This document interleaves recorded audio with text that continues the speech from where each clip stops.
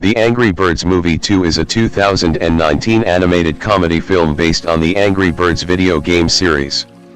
The sequel to the Angry Birds movie, 2016, it was directed by Thurop and Orman, and written by Peter Ackerman, Eyal Patel, and Jonathan E. Stewart. Jason Sudeikis, Josh Gad, Bill Hader, Danny McBride, and Peter Dinklage reprise their voice roles from the first film, with newcomers Leslie Jones, Rachel Bloom, Awkwafina, Sterling K. Brown, and Eugenio Derbez joining the ensemble voice cast. In the film, the birds are forced to team up with the pigs to stop Eagle Island's leader from destroying both of their islands. Heitor Pereira returned to compose the film's score, with artists such as Kesha and Luke Combs contributing tracks for the film. It also features classical pop songs from the 1960s to 2000s, as in the first film. The Angry Birds Movie 2 was theatrically released in Finland on August 7, 2019, by SF Studios, and in the United States on August 14, by Sony Pictures Releasing. The film received generally positive reviews from critics and grossed $152.8 million on a $65 million budget. A further sequel, The Angry Birds Movie 3, is due to be released on December 23, 2026. Plot: Bird Island, led by Red, and Piggy Island, led by Leonard, are in a prank war against each other.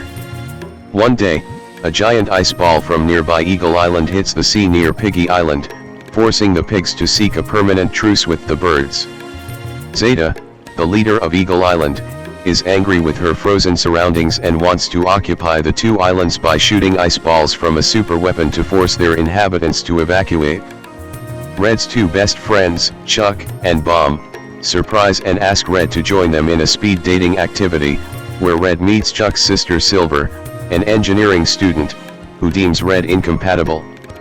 Meanwhile, Zoe, the daughter of Red's anger management classmate Terrence and teacher Matilda, loses the eggs containing her unborn sisters while playing with her friends, Vincent and Samantha, so they try to recover the eggs. Leonard visits and convinces Red to form an alliance, recruiting Chuck, Bomb, Silver, Mighty Eagle, and Leonard's new assistant Courtney. A secret meeting in Mighty Eagle's cave gets disrupted when Zeta's super weapon hits Eagle Mountain, which alarms the other birds living on Bird Island. As the team, now joined by pig gadgeteer Garry, travels to Eagle Island by submarine, Red assures the other birds that they do not need to evacuate. Once there, Mighty Eagle confesses that Zeta was once his fiancée, but he abandoned her due to cowardice before he flies away. Red insists on fighting alone, but Silver decides to follow him instead. They intrude the base from the mouth of the weapon and immediately end up captured and frozen into inflatable water toys. Zeta tells them her plan to fire ice balls filled with lava at both islands and demonstrates her newly upgraded cannon. Red, regretting telling the birds not to evacuate, admits his wish to be liked by everyone to Silver, who comforts him and frees them both. Meanwhile, the other team members disguise themselves as an eagle and grab a keycard to get into the base, reuniting with Red and Silver, the latter of whom establishes a plan to destroy the cannon as it begins to load up ammunition for an attack on both islands. Red and Silver put themselves inside an ice ball to try and crush the cannon. The plan fails and Zeta tries to fire her weapon. Mighty Eagle makes a desperate attempt to stop Zeta by apologizing for abandoning her. Zeta brushes him off, revealing his real name is Ethan and that her assistant Debbie is their daughter. While Zeta is distracted, Chuck ties up the weapon using Silver's new invention, a very strong string called Super String, which catches and decelerates the lava balls after Zeta fires them. As the string breaks, the hatchlings, who finally recovered their eggs, pass by Eagle Island and help grasp the string. The lava balls slide back into the cannon, destroying it and the base. Everyone escapes, and Mighty Eagle protects Debbie from being crushed by a metal plate, redeeming himself to Zeta. Mighty Eagle and Zeta get married on Bird Island, and the rest of the birds, pigs, and eagles celebrate. Afterwards, Red credits Silver and the entire team for saving the islands, and as a result, finds himself even more beloved for his honesty and selflessness. Red and Silver start a relationship, much to Chuck's chagrin. Meanwhile, the hatchlings discover they have accidentally recovered the eggs of a boa constrictor they had beaten up rather than Zoe's sisters. The older hatchlings and boa constrictor return each other's hatched eggs, but Zoe's sisters set out to see to the older hatchlings' dismay. Voice cast. See also, the Angry Birds movie voice cast. This section may require copy editing for it breaks some of the guidelines set by. You can assist by editing it. July 2025, learn how and when to remove this message. Jason Sudeikis as Red. Rachel Bloom as Silver. Josh Gad as Chuck. Leslie Jones as Zeta. Eugenio Derbez as Glenn. Tiffany Haddish as Debbie. Danny McBride as Bob. Suzanne Waters as Bomb's opera voice. Peter Dinklage as Ethan Mighty Eagle. Dove Cameron as Ella. Bill Hader as King Leonard Moodbeard. Awkwafina as Courtney. Sterling K. Brown as Garry. Zach Woods as Carl. Pete Davidson as Jerry. Maya Rudolph as Matilda. Jojo Siwa as Jay and Kira. Tony Hale as Mime. Lil Rel Howery as Alex. Nicki Minaj as Pinky. Beck Bennett as Hank and Brad Eagleburger. Gaten Matarazzo as Bubba. Brooklyn Prince as Zoe. Genesis Tenon as Vincent. Alma Varsino as Samantha. Faith Margaret Kidman Urban as Beatrice and Sophie. Sunday Rose Kidman Urban as Lily and Isla. Colleen Bollinger as Roxanne. David Dobrik as Axel. Alex Hirsch as Steve. Anthony Padilla as Hal. Mason Ramsey as Oliver. Thurop and Orman as Duck and Seal. Production. Development. A sequel to the Angry Birds movie was announced in August 2016. 5. It was directed by The Marvelous Misadventures of Flapjack and Home, Adventures with Tip and O creator Thurop and Orman, co-directed by John Rice, and written by Peter Ackerman. John Cohen returned from the Angry Birds movie to serve as producer, with animation again handled by Sony Pictures Imageworks. 6. Imageworks' sister studio Sony Pictures Animation also released the film under their banner, despite having dropped out of co-producing the project beforehand and had not co-produced the first film either. 7. In the summer of 2017, production designer Pete Oswald stated that the sequel would be more of an adventure movie that introduces new characters and locations into the world first established in the Angry Birds movie. While he was not in a position to offer further details about the plot and characters, which remained unknown until the months before the film's release, he expressed hope that it would be a better film than the first installment. 8. The creative decision to break from the game's source material and have the birds and pigs end their conflict and form an alliance to face a greater threat was one that was made out of a desire to surprise audiences with a new experience with the same characters, as well as attempt to outdo what was accomplished in the first film with an unprecedented level of creative freedom available. 9. Josh Gad stated that the production team went forward with such idea because it was not only an ingenious one, but also because they felt it would feel most appropriate in light of the increasingly polarized political climate at the time, as people who disagree on significant issues struggle to find common ground. 10. Overall, the budget was approximately $65 million. 2. Casting. In April 2018, the majority of the voice cast was announced. Jason Sudeikis, Gad, Danny McBride, Maya Rudolph, Bill Hader, and Peter Dinklage will reprise their roles from the first film. Leslie Jones will voice a new female villain 1112 revealed to be Zeta in the teaser trailer. 13. In December 2018, Nicki Minaj joined the cast of the film. 14. Upon its release, the teaser trailer briefly revealed that Hal, a green boomerang bird from the games and the first film, would return in the sequel. 15. With Anthony Padilla returning to voice Hal. 16. The following day, producer John Cohen announced in a tweet that Awkwafina will voice Courtney, the first named female pig in the Angry Birds franchise that briefly appeared in the teaser. 17. when the film's first full trailer was released on March 27, 2019, more details about the sequel's characters and their voice roles were revealed.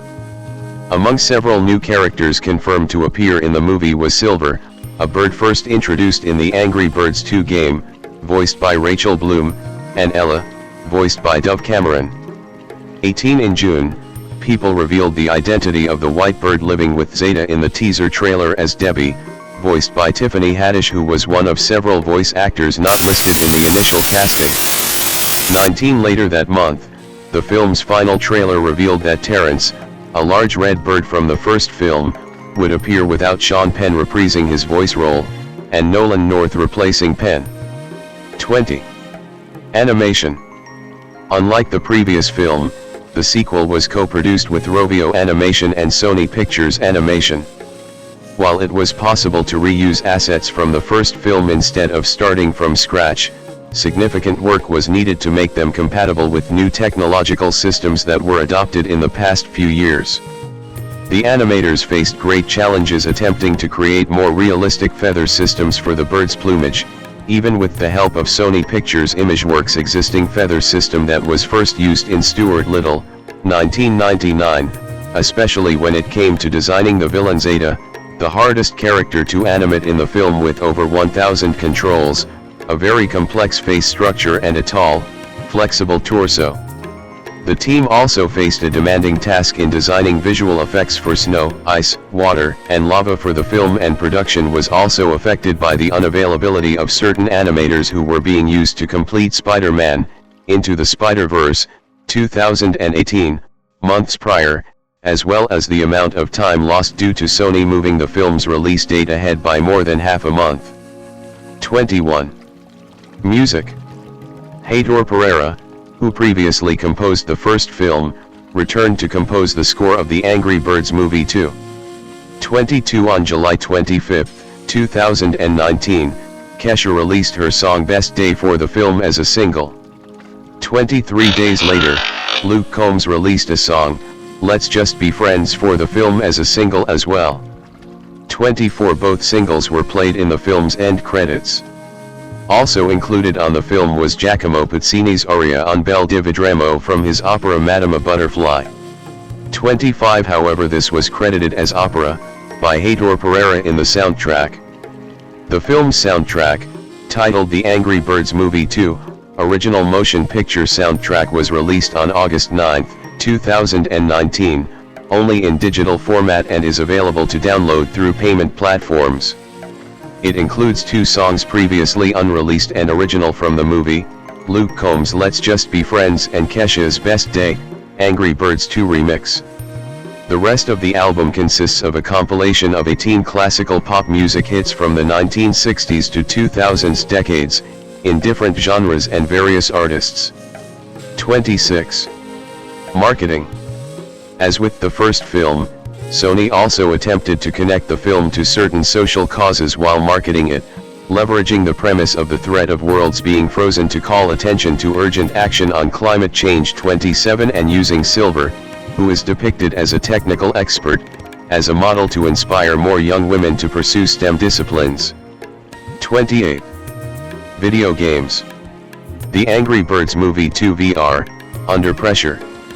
Developer XR Games.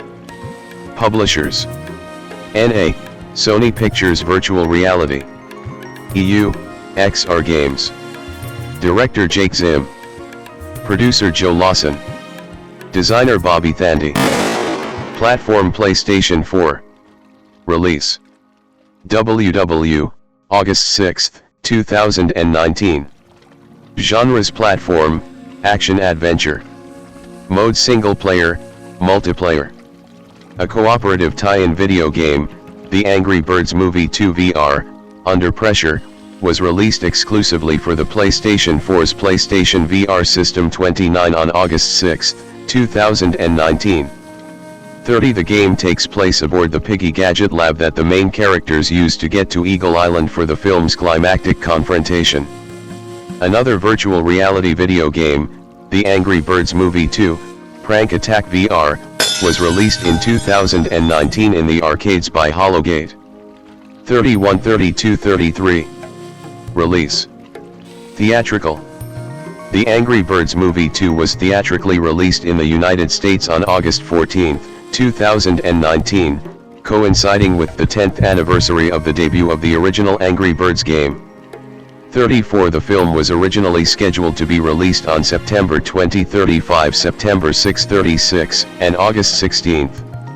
37. This was the last film from Sony Pictures Animation to have an exclusive theatrical release in the United States until Spider-Man: Across the Spider-Verse in June 2023, as several of its following movies were released by streaming services such as Netflix and Amazon Prime Video worldwide excluding China, where Sony still theatrically released the films. The film's North American theatrical release was preceded by Hair Love, 2019, a Kickstarter-funded campaign short film created by Matthew A. Cherry and Bruce W. Smith. 38. Home media. The Angry Birds Movie 2 was released on Digital and Movies Anywhere by Sony Pictures Home Entertainment on October 29, 2019, with Blu-ray, Ultra HD Blu-ray, and DVD releases following on November 12. All releases include an animated short film entitled Live Stream. The Ultra HD Blu-ray version was the first release of its kind to be IMAX enhanced. 39. Reception. Box office. The Angry Birds Movie 2 has grossed $41.7 million in the United States and Canada, and $110.1 million in other territories, for a worldwide total of $152.8 million. 24. In the United States and Canada, the film was projected to gross $16 to $18 million from 3,800 theaters over its first 6 days of release. 40. It made $2.6 million on its first day, ranking 5th, and $1.7 million on its second. 41. It ended up making $16.2 million over the 6-day span, including an opening weekend of $10.6 million, finishing in 5th. It was less than a third of the first film's $38.1 million debut, and was blamed on the marketing making the sequel look the same as the first, as well as the crowded marketplace. 42. The Angry Birds Movie 2 completed its theatrical run in the United States and Canada on November 14, 2019. 43. Critical response. On the review aggregator website Rotten Tomatoes, 72% of 109 critics' reviews are positive, with an average rating of 5.7/10. The website's consensus reads, like its non-aerodynamic title characters, The Angry Birds Movie 2 takes improbable yet delightfully entertaining flight, landing humorous hits along the way. 44. It is rated higher than the first film, and the time of its release was the best reviewed film adaptation of a video game on Rotten Tomatoes. A 45/46 Metacritic, which uses a weighted average, assigned the film a score of 60 out of 100, based on 23 critics, indicating mixed or average reviews. 47 audiences polled by CinemaScore gave the film an average grade of B+ on an A+ to F scale, the same score earned by its predecessor, and Post-Track gave the film a 4 out of 5 stars and 72% definite recommend from parents and kids under 12. 41. Guy Lodge of Variety summarized his review with, "Perked up by some ingenious slapstick and Leslie Jones-inspired voice work, this gumball bright sequel to 2016's game-based spin-off is another unexpected pleasure." 48. Sandy Chen of Common Sense Media gave the film a 3 out of 5 stars, stating, "Silly pranks, an ace voice cast, and a super team mission storyline make this fast-paced sequel more fun than the original. It's a predictably well-intentioned second installment, in which the birds and pigs are forced to work together against an even more formidable foe. It also shows how Red's insecurity lingers, since he was only recently accepted and respected. Although some of the movie's jokes and sight gags are recycled, because, frankly, it's unlikely that little kids will ever get tired of naked piggy butt jokes, the addition of the third Mystery Island is interesting enough to keep younger audiences guessing." 49. Stephen Dalton of The Hollywood Reporter wrote, it may lack the refined wit and revered pedigree of blue-chip animation franchises such as Toy Story, but it still ticks plenty of lightweight fun boxes for its prime target audience of younger children, with just enough adult humor to keep parents from yawning. 2. 50. Bob Who's of Plugged In publication praised the humor, stating, "Surprisingly, the whole frenetic animated escapade ends up being pretty entertaining and funny. Even adults will, at some point, snort out an unexpected chortle." 51. Simon Thompson of IGN gave the film a 6 out of 10, stating, "The Angry Birds Movie 2 does what you'd expect it to do. Some nice touches move the franchise forward, but it could have dug deeper as some other franchises have. The whole is less than the sum of its parts, but those parts just about make the grade. Kids or a certain age will love it, and ultimately that's all that really matters here." 52. Accolades. List of awards and nominations. Award date category recipients result Rev. People's Choice Awards November 10, 2019 Family Movie of 2019 The Angry Birds Movie 2 nominated 53. Animated Movie Star of 2019 Awkwafina nominated.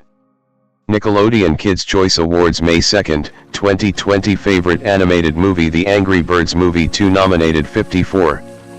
Favorite Male Voice for an Animated Movie Josh Gad, sharing his award with Frozen 2, 1. Sequel. Main article, The Angry Birds Movie 3. On June 6, 2024, Rovio announced that a third film was in development, with new parent company Sega Sammy Group producing alongside Rovio Animation, Prime Focus Studios, One Cool Films, Flywheel Media, Rabbits Black, and Dentsu. 55 John Rice has been attached to direct, with Thurop and Orman writing the screenplay and serving as executive producer, while John Cohen, Dan Chuba, and Carla Connor are set to produce, while Jason Sudeikis and Josh Gad would reprise their roles as Red and Chuck, respectively. 56. On April 8, 2025, it was announced that Paramount Pictures had picked up the distribution rights for the third film, replacing Sony Pictures, and set a release date of January 29, 2027. Additionally, the rest of the voice cast was confirmed, with Rachel Bloom and Danny McBride reprising their roles as Silver and Bob.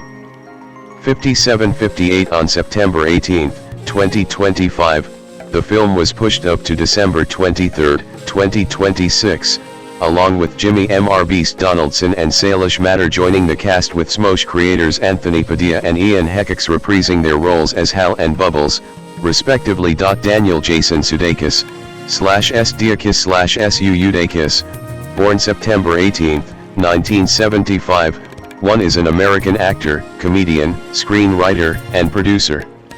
In the 1990s, he began his career in improv comedy and performed with Comedy Sports, I.O. Chicago, Improv Olympic, and The Second City.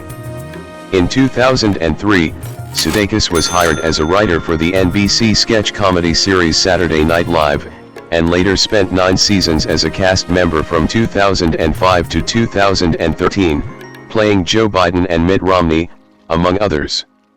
From 2020 to 2023, he co-created and played the title role in the Apple TV Plus sports comedy series Ted Lasso, which earned him 4 Primetime Emmy Awards and 2 Golden Globe Awards. He was also one of the leading cast members in The Cleveland Show, 2009 to 2013.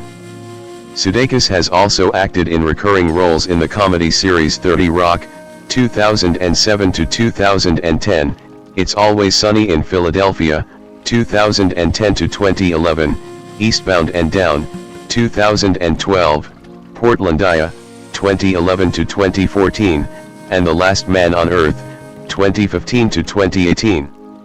He had leading film roles in the comedies Horrible Bosses, 2011, and its sequel, Horrible Bosses 2, 2014, and We're the Millers, 2013, as well as the acclaimed independent films Drinking Buddies, 2013, Sleeping with Other People, 2015, and Colossal, 2016, and supporting roles in Alexander Payne's Downsizing, 2017, and Olivia Wilde's book Smart, 2019.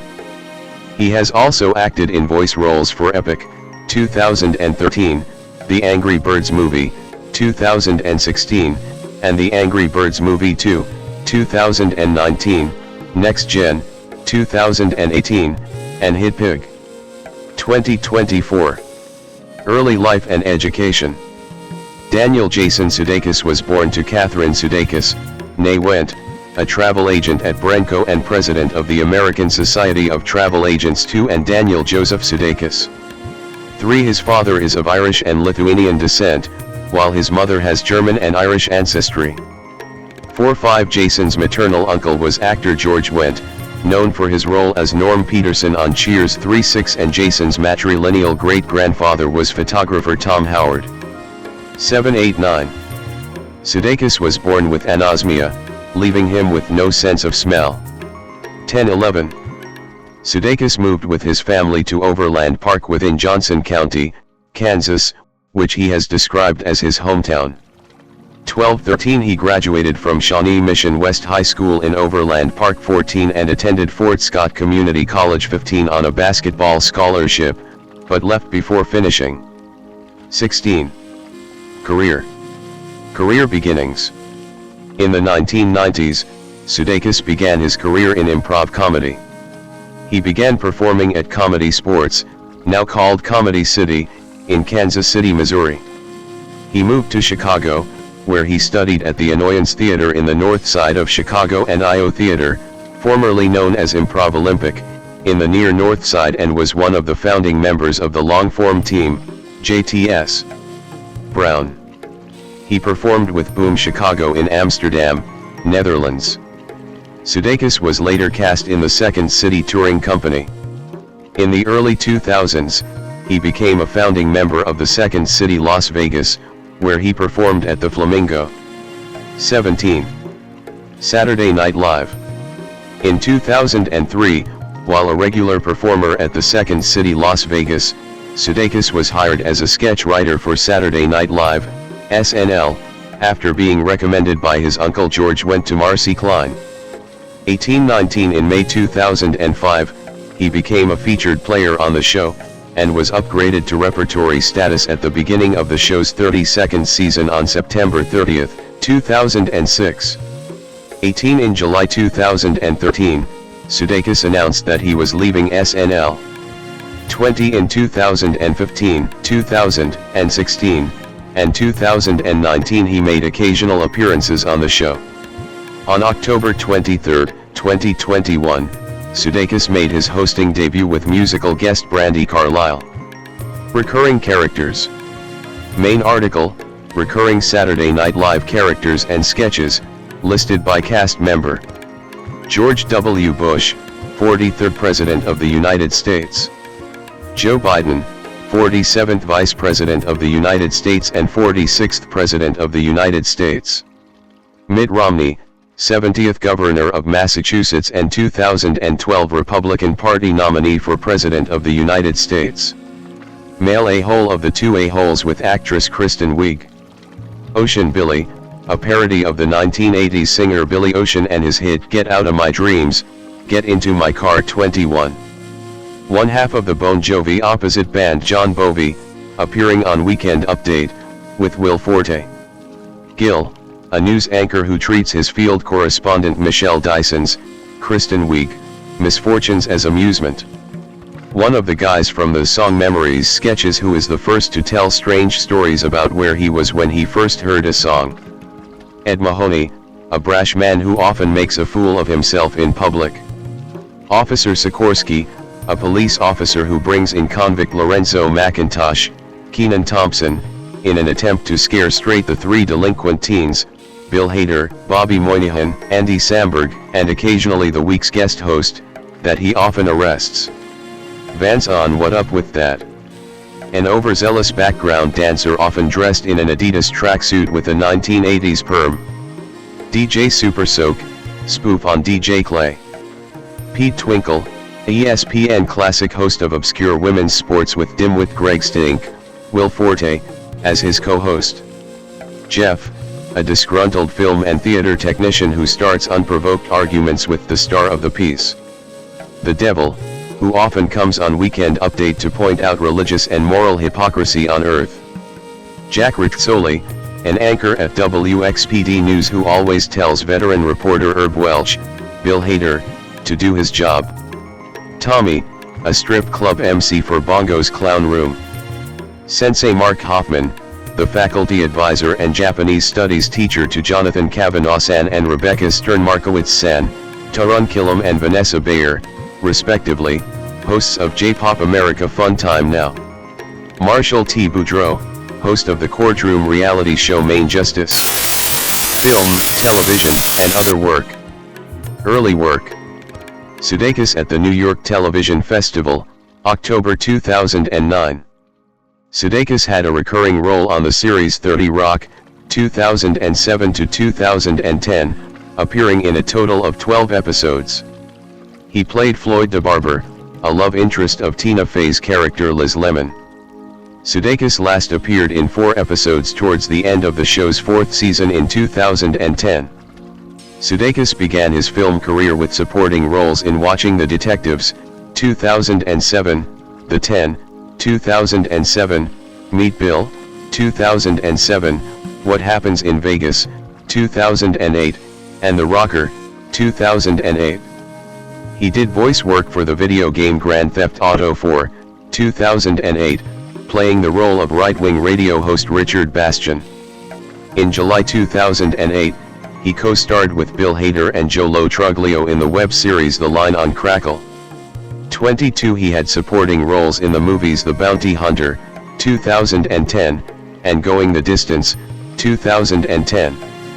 On August 16, 2010, Sudeikis co-hosted WWE Raw with Going the Distance co-stars Charlie Day and Justin Long at the Staples Center in Los Angeles. 23. Sudeikis was a voice actor on the animated comedy series The Cleveland Show, 2009 to 2013. He provided the voices for Holt Richter, Cleveland's wannabe hipster neighbor, and Terry Kimpel, Cleveland's hard-partying high school buddy, who now works with Cleveland at the cable company. After being credited as a recurring guest in Season 1, Sudeikis was bumped up to a series regular beginning in Season 2. Film breakthrough. Sudeikis with Charlie Day and Jason Bateman at the premiere of Horrible Bosses, August 2011. In 2011, Sudeikis appeared in the Seth Gordon comedy Horrible Bosses. 24 He had previously worked with co-star Charlie Day when he played the role of Schmitty on It's Always Sunny in Philadelphia and reprised the role on that show's 7th season finale. Sudeikis played his first lead film role in the Farrelly Brothers comedy Hall Pass, 2011. Sudeikis hosted the 2011 MTV Movie Awards on June 5, 2011, at the Gibson Amphitheater in Los Angeles. 25, 26, 27 He was the voice for a line of advertisements of Applebee's which began running in 2012. 28 He made appearances in 6 episodes on the series Eastbound and Down, 2012 to 2013. 29 He starred as David Clark, a drug dealer, in We're the Millers, 2013, alongside Jennifer Aniston, Emma Roberts, and Will Poulter. He reprised his role of Kurt Buckman in Horrible Bosses 2, 2014. 2015, present. Sudeikis starred as Jake in the romantic comedy film Sleeping with Other People, 2015. He starred alongside Rebecca Hall in the romantic drama film Tumbledown, 2015. He voices the character of Red in the animated comedy film The Angry Birds Movie, 2016, based on the video game series of the same name. He starred alongside Anne Hathaway in Colossal, 2016. 30 He starred in Masterminds, 2016. He portrayed Larry Snyder in Race, 2016, Henry in the Book of Love, 2016, and Bradley in Mother's Day, 2016. From November to December 2016, Sudeikis played the lead role of John Keating in the classic stage company off-Broadway production of Dead Poets Society. 31 In 2017, He executive produced the comedy series Detroiters, and appeared in 2 episodes. Sudeikis starred in Kodachrome, 2017, alongside Ed Harris and Elizabeth Olsen. He made appearances as Glenn in Permission, 2017, and as Dave Johnson in Downsizing, 2017. He starred as a side role/reference in the Darren Brown shows Darren Brown, Secret and Darren Brown Underground, where he performed on a screen during the credits, and his name was used as a reference during the show in 2017 and 2018. Sudeikis starred in the thriller Driven. 32. Sudeikis voices the character of Justin Pin in the animated action comedy film Next Gen. He played Red again in the 2019 animated comedy The Angry Birds Movie 2. In 2019, he appeared on the Star Wars series The Mandalorian as a speeder bike trooper. 33. Sudeikis had portrayed Ted Lasso, a hapless American football coach brought to England to coach Tottenham Hotspur FC as part of 2 promotional videos for NBC Sports in 2013 and 2014. 34. In late 2019, Sudeikis co-wrote and starred in Ted Lasso about an American football coach who is hired to coach a fictional English football club, AFC Richmond. The series was released in August 2020 on Apple TV Plus to a positive reception.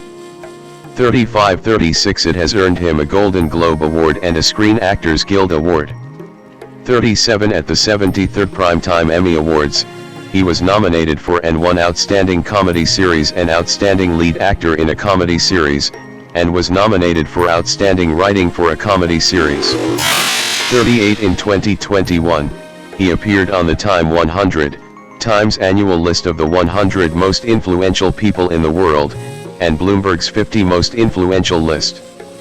39. 40. In 2023, Sudeikis said in an interview with The Guardian that the personality of the original main character was revised to be kinder because of the culture surrounding Donald Trump's presidency. 41. After Ted Lasso was initially planned to end after its 3rd season, a 4th season was announced by Sudeikis in March 2025. 42. 43. Charity work. Sudeikis played on basketball teams at the 2011 and 2016 NBA All-Star Celebrity Game. Citation needed. He and other Kansas City celebrities have hosted the Big Slick for many years. The event raises money for the Cancer Center at Children's Mercy Hospital. 44. As of 2023, the event had raised more than $21 million for the cause. 45. Sudeikis hosted the benefit concert Thundergong at the Uptown Theater in Kansas City on November 3, 2018, for the charity foundation Steps of Faith, which helps provide prosthetic legs and arms. 46. Personal life. In June 2004, Sudeikis married American screenwriter Kay Cannon after 5 years together. The two were on the Second City Las Vegas cast together. 47. They separated in 2008 and divorced in February 2010. 48. Sudeikis and Olivia Wilde at South by Southwest 2019. Sudeikis dated actress January Jones in 2010, and People reported in January 2011 that they had split. 49. He was in a relationship with American actress and filmmaker Olivia Wilde from 2011 to 2020, and became engaged in January 2013 but never married. 50. They have a son, born in April 2014, 51, and a daughter, born in October 2016. 52. After their breakup, Wilde was publicly served with court documents regarding child custody while she was on stage presenting her film Don't Worry Darling at Cinemark 2022. 53. 54. 55. Additionally, Sudeikis and Wilde were both sued by their former nanny for wrongful termination. 56. Sudeikis is a WNBA fan and New York Liberty season ticket holder, as well as a Brooklyn Nets fan, as he lives near the arena where both teams play. 57. He is a supporter of Indiana Fever player Caitlin Clark. He has attended many of her college and professional games, even canceling a scheduled speaking appearance to attend a game. Rachel Leah Bloom, born April 3, 1987, is an American actress, comedian, singer, writer, and producer. She is best known for co-creating and starring as Rebecca Bunch in the CW musical comedy drama series Crazy Ex-Girlfriend, 2015 to 2019. The role has won her numerous accolades, including a Golden Globe Award, a TCA Award, a Critics' Choice Television Award, and a Primetime Emmy Award. Bloom first became known for her YouTube comedy music videos, including the Hugo Award-nominated video Fuck Me, Ray Bradbury. She has also appeared in films, including Most Likely to Murder, 2018, The Angry Birds Movie 2, 2019, and Trolls World Tour, 2020. Her one-woman stage show turned comedy special Rachel Bloom, Death, Let Me Do My Special premiered on Netflix on October 15, 2024, after successful off-Broadway runs at both the Orpheum Theatre and Lucille Lortel Theatre. She also released a memoir titled I Want to Be Where the Normal People Are, which was published by Grand Central Publishing on November 17, 2020. Early life. Bloom was born on April 3, 1987 in Los Angeles County, California 4 and grew up in Manhattan Beach.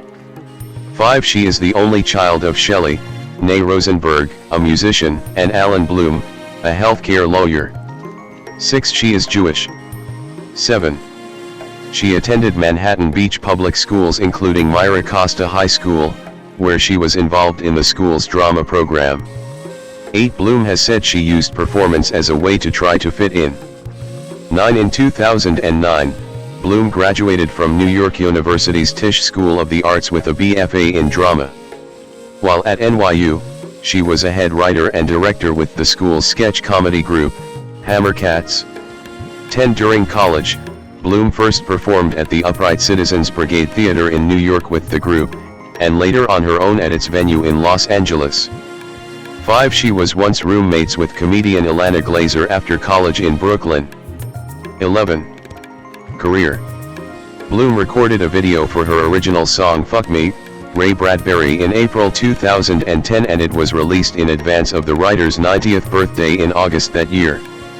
The song was inspired by Bloom's rereading of her favorite Bradbury book, The Martian Chronicles. 12. 13. Done as a parody of teen pop but in tribute to Bradbury, the viral video on her Rachel Does Stuff YouTube channel had more than 600,000 views in its first week of release and Bloom gained a following from it and her subsequent videos. 14. The video was a finalist for the Hugo Award in 2011. A photo of Bradbury, posted online August 21, 2010, purported to show him watching the video. 15. In college, she worked as a writer's intern at Saturday Night Live and in 2012, she unsuccessfully auditioned for the show. The audition video she submitted included a bit as Katharine Hepburn doing the voice for Bugs Bunny in Space Jam. 16-17. Bloom released her first album of musical comedy, Please Love Me, on May 13, 2013. It featured the viral songs Fuck Me, Ray Bradbury and You Can Touch My Boobies. 18-14. Her second album, Suck It, Christmas, was a collaboration with Dan Greger, her husband, and Jack Dolgen. Released on November 19, 2013, the album is a comedic look at Hanukkah with songs including Hanukkah Honey. 19. Bloom provided the voice of Princess Peach in the song Luigi's Ballad on Starbomb's self-titled debut album, released in December 2013. Bloom at the 2017 SF Sketchfest. A 2018 interview with Bloom. Bloom also worked as a television writer on Alan Gregory and Robot Chicken. 19. Bloom co-starred in the film Most Likely to Murder, opposite Adam Pally and Vincent Kartheiser. The film was directed by Dan Greger, Bloom's husband. It premiered at the South by Southwest Film Festival in March 2018, and was released on digital and on demand in May 2018. 20. Bloom and her rescue dog Wiley appeared together in an #Adopt Pure Love PSA for the Shelter Pet Project that began airing in 2019. 21.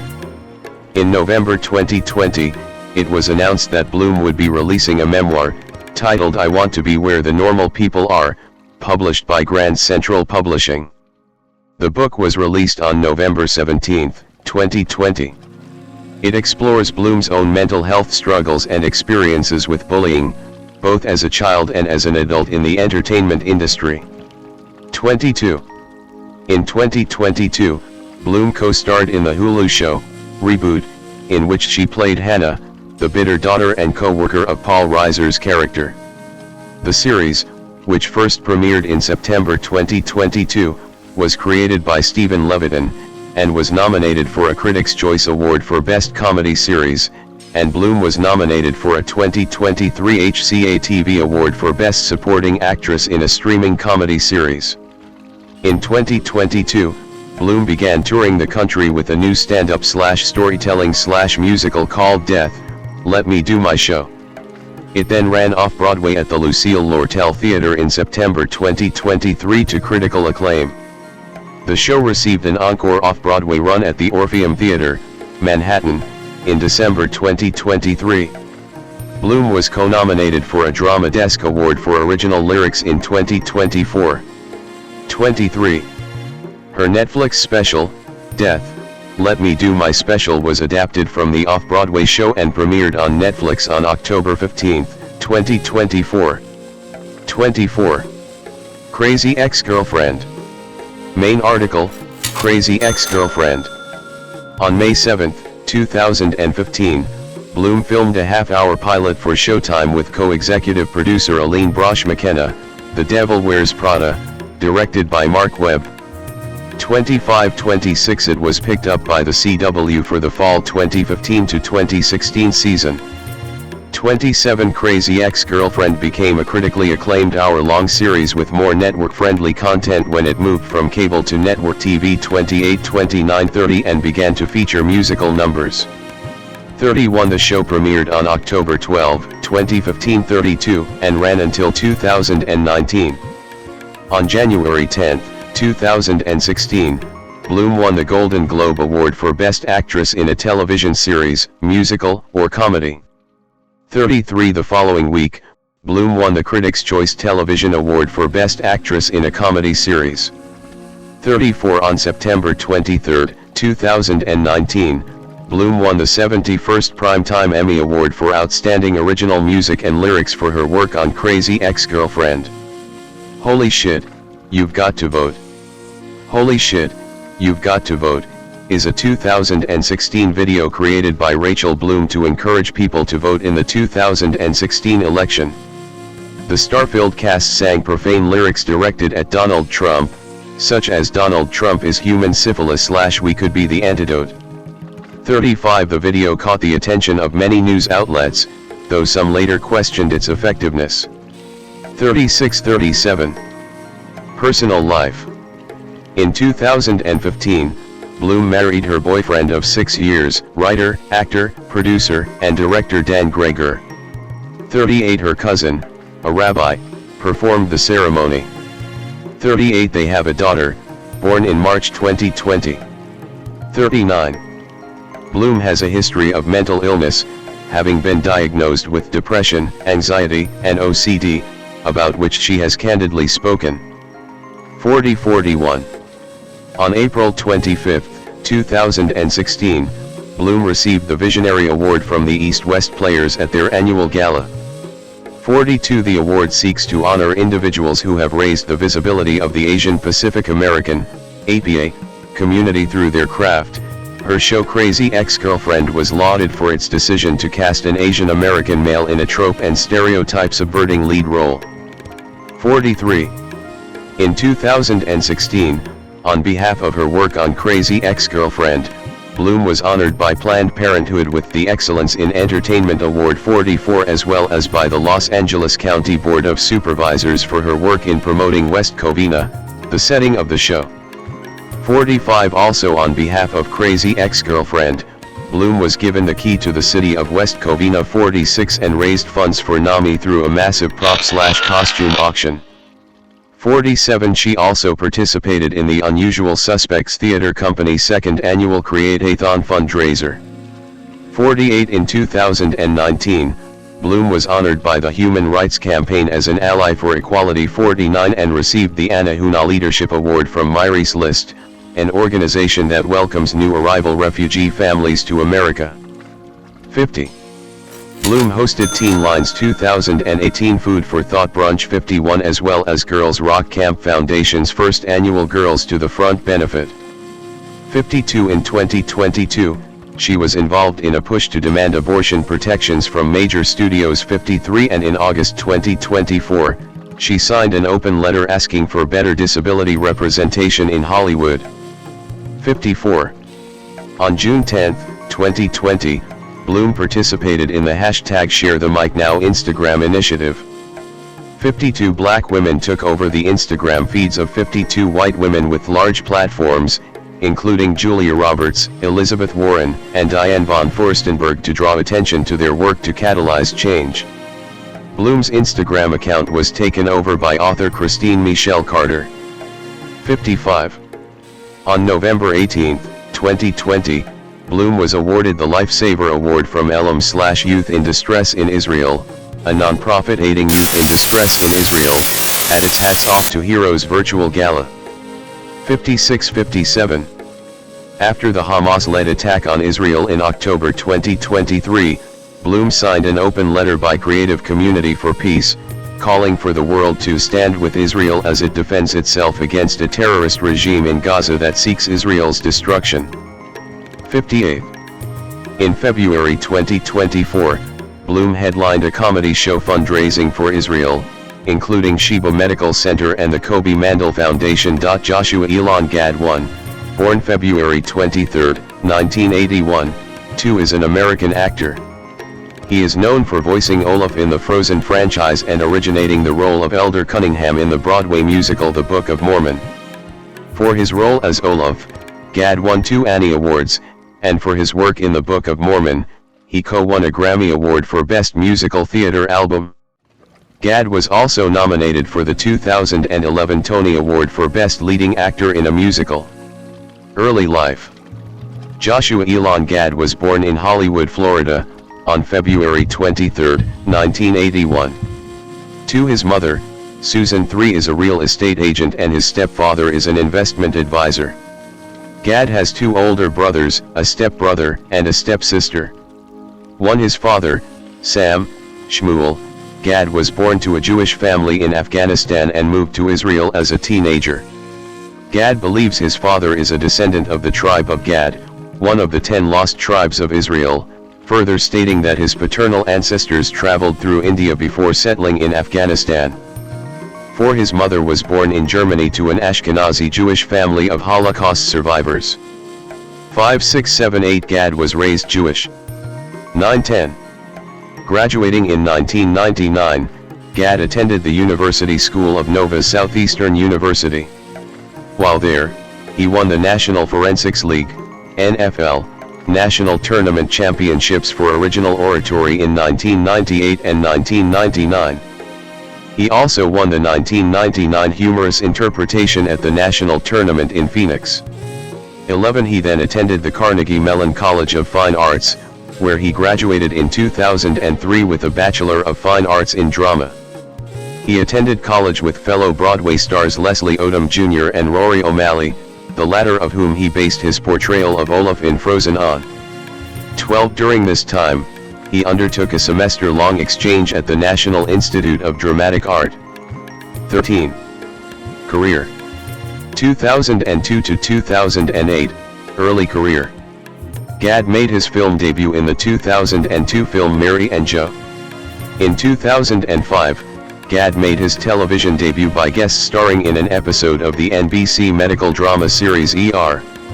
The same year, he replaced Dan Fogler as William Barfy in the 25th annual Putnam County Spelling Bee on Broadway after Fogler left the show.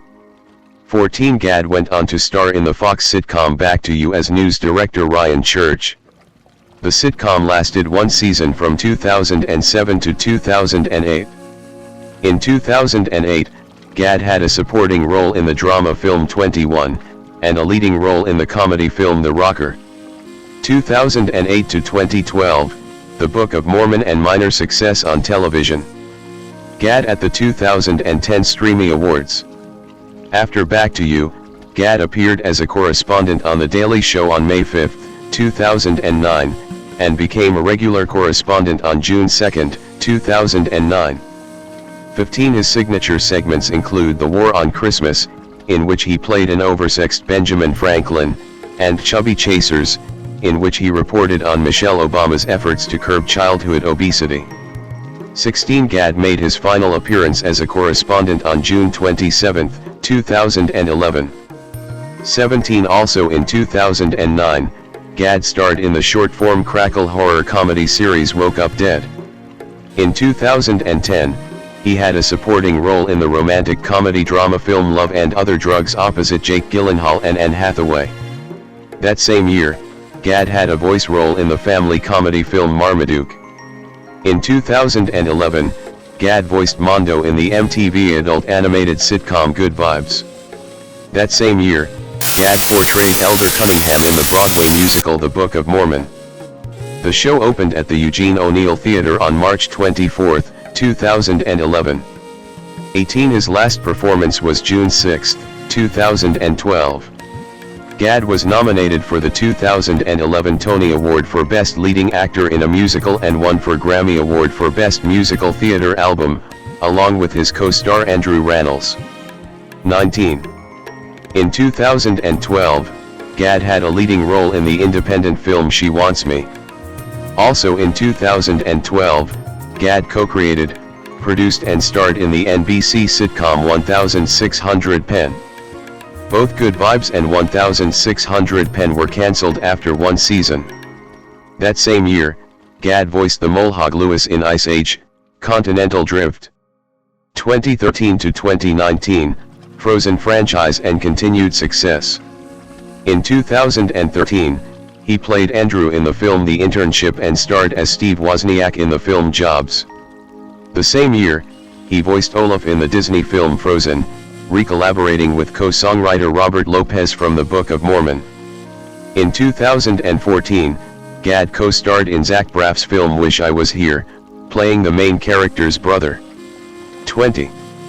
In 2015, Gad starred alongside Kevin Hart and Kaylee Cuoco in The Wedding Ringer and starred alongside Adam Sandler and Peter Dinklage in Pixels, a film about video game players who are recruited by the military to fight 1980s-era video game characters who have attacked the Earth. 21 That same year, Gad co-starred with Billy Crystal on the FX comedy series The Comedians, which premiered on April 9, 2015. 22 The series was cancelled after one season. In 2016, Gad voiced Chuck in the Angry Birds movie, based on the game franchise of the same name. In 2017, Gad voiced the dog Bailey in A Dog's Purpose. 23-24 Also that year, he played Ellie Pooh in the live-action adaptation of Disney's Beauty and the Beast, directed by Bill Condon and co-starring with Emma Watson. 25 Gad also starred in Reginald Hudlin's biographical drama Marshall, alongside Chadwick Boseman and Beauty and the Beast co-star Dan Stevens, and Gad played Hector McQueen in a film adaptation of Agatha Christie's detective novel Murder on the Orient Express, directed by and starring Kenneth Branagh, alongside Johnny Depp, Michelle Pfeiffer, Judi Dench, and Daisy Ridley. In 2019, Gad starred with Lupita Nyong'o and Alexander England in the Hulu horror comedy Little Monsters. 26 He also starred in A Dog's Journey, the sequel to A Dog's Purpose, reprising his role as Bailey. Also in 2019, Gad reprised his role of Olaf in the sequel Frozen 2, as well as the video game Kingdom Hearts 3. 2020, present, expanding ventures. In 2020, Gad returned to television by starring in two different television series. First, Gad starred in the HBO science fiction comedy series Avenue 5 opposite Hugh Laurie.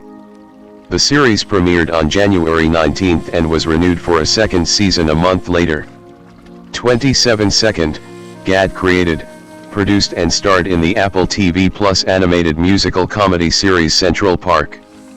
The series received a 2-season order from Apple, with each season set to consist of 13 episodes each.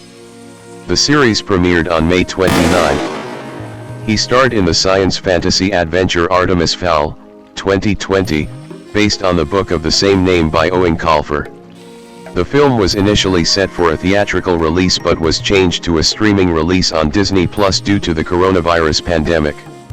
In September 2020, Gad joined Princess Bride Reunion, a virtual live script read-through of the 1987 movie, in the role of Fezzik, originally played by Andre the Giant.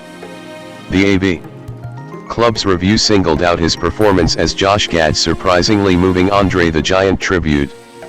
It was an impression in the gentlest, sweetest sense of the word, something remarked on repeatedly by the rest of the cast and host/moderator Patton Oswalt. 10s across the board. 28.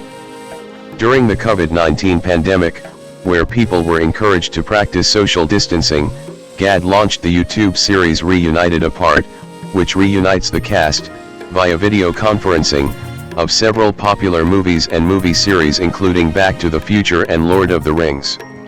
The series encourages its viewers to support non-profit charities such as Dig Deep, Project Hope and No Kid Hungry.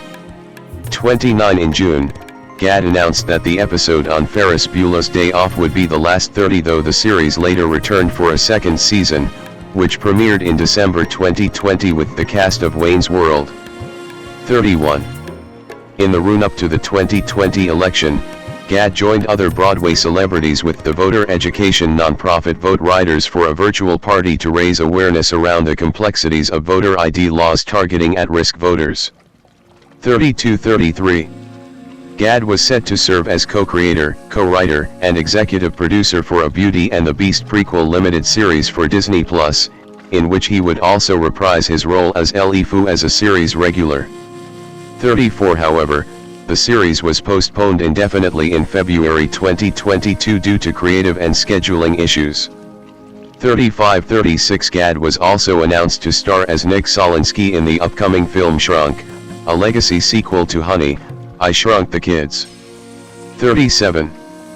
From September 2023 to January 2024, he starred in Gutenberg, the musical, with Andrew Rannells.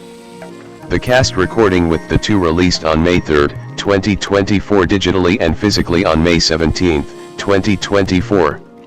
Gad will make his debut as director with a biopic about Chris Farley with Paul Walter Hauser playing the lead role. 38. Published by Dark Horse Comics in June 2024, Gad co-wrote alongside Ben and Max Berkowitz, Berkowitz Brothers, a 4-issue comic book miniseries, called The Writer, with interior art by Ariel Olivetti. 39. The comic book series is inspired by Jewish folklore. 40. Gad announced that he will be debuting his picture book called Picture Face Lizzie in fall of 2024. 41. Gad's Frozen co-star, Kristen Bell, has been announced to be narrating Picture Face Lizzie. 42. Recently, Gad announced he will be publishing a memoir in 2025 called In Gad We Trust. 43. He is set to star in Spaceballs 2, which is being produced by himself and Mel Brooks. 44. Personal life. In 2004, Gad met actress Ida Darvish after the two were cast to play a married couple in the David Ives play All in the Timing. They married in 2008. 45. They have 2 daughters. 46-47. He is godfather to Bryce Dallas Howard and Seth Gable's 2 children. 48. Gad has publicly talked about his struggle with generalized anxiety disorder, as part of his effort to combat mental health stigma and shame. Citation needed. As an effort towards quashing the mental health stigma, Gad joined other celebrities in 2018 in an ongoing project through the Child Mind Institute, titled #MyYoungerSelf. This campaign focuses on normalizing mental health, especially in kids. The website features Gad and other celebrities talking about their own personal struggles with mental health and how they've found the help they need, while they also encourage viewers to find what can specifically help them. 49. Gad's YouTube series Reunited Apart helped him get through the pandemic and sheltering at home. While he was out of work for the duration of the pandemic, he was able to focus on the series and not let his mental health decline. 50. Gad has stated that while he loves the traditional aspects of Judaism and celebrates some traditions of his wife's Catholicism, he considers himself spiritual but not religious. Eugenio Gonzalez Derbez 1, Spanish, Eugenio, born September 2, 1961 is a Mexican actor and comedian. He has appeared in many films and television series, including The Book of Life, The Angry Birds Movie 2, and Coda. In the 2010s, he appeared in many American films and television series, such as Jack and Jill, Girl in Progress, Rob, and Miracles from Heaven. Derbez provided the Spanish dubs for many characters in the Spanish versions of American films, including Dr. Dolittle, Mulan, 102 Dalmatians, and the Shrek franchise. Early life. Derbez was born and raised in Mexico City and expressed interest in acting at an early age, landing his first roles as extras in soap operas at age 12. He made his directing debut in 1997 with a Mexican soap opera named No Tengo Madre. Career. 1980s. During the early 1980s, Derbez was a regular in Cachun Cachun Rara, a Mexican television show. He also participated in En Familia con Chabelo, a children's television show.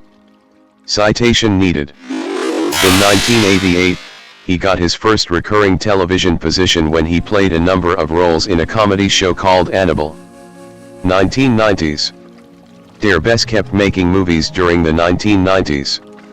In 1992 he began hosting the variety show Al Derecho y Al Derbez. Citation needed. In 1997, Derbez made his directorial debut with the telenovela No Tengo Madre.